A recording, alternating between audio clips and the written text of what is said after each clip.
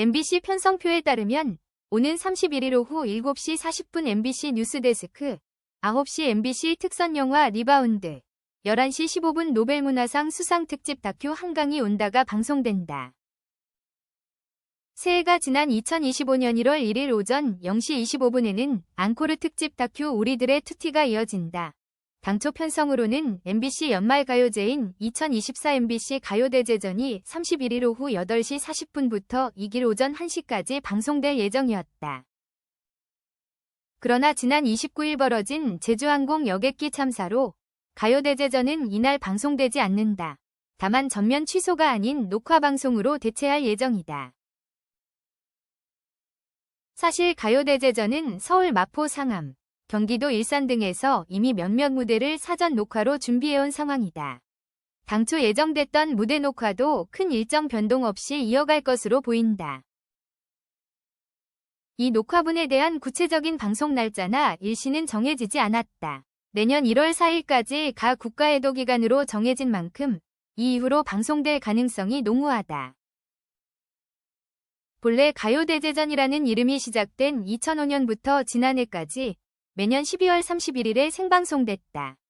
그러나 제주항공 여객기 참사라는 사상 초유의 사태로 가요대제전은 약 20년 만에 처음으로 해를 넘겨 방송하게 됐다. 더불어 지상파 3사 가요제 중에서 유일하게 내년 녹화 방송이 됐다. 앞서 KBS는 지난 14일부터 15일까지 일본 미즈호 페이페이돔 후쿠오카에서 녹화한 후 20일 경기도 일산 킨텍스에서 2024 KBS 가요대 축제 글로벌 페스티벌을 생방송했고, SBS는 25일 인천 인스파이어 아레나에서 2024 SBS 가요대전을 개최했다. 그런가 하면 일각에서는 녹화 또한 완전하게 취소해야 하는 것이 아니냐는 목소리가 나온다. 가요대제전의 경우 다른 연기대상이나 연예대상처럼 시상식이 아니기 때문.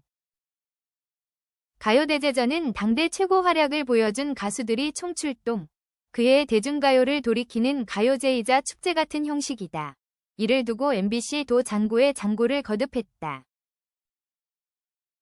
시상식처럼 어떠한 부문의 공로를 인정해 수상자나 수상작의 발표가 필요한 행사가 아니기에 고심이 깊었다는 후문이다. 그러나 문제는 해당 행사를 준비해온 스타들과 스태프들이다. 녹화분이 방송돼야 임금 등이 처리되기 때문에 많은 이의 생업이라는 점도 고려할 수밖에 없었다. 많은 가수가 어렵게 일정을 마쳤다는 점도 고심한 부분이다. 특히나 올해 가요대제전은 여러 협업 무대를 준비했다. 태민 엔하이픈 니키, NCT 마크 이영지, 있지 유나 에스파 카리나 엠믹스 설윤, 보이넥스트도어 제로베이스원, 이은지 오마이걸 미미 이영지 아이브 안유진 등 가요대제전에서만 볼 수 있는 역대급 컬래버레이션 무대가 마련된 상황이었다. 여기에 각 녹화 무대마다 들어가는 많은 팬의 일정도 헤아려야 한다.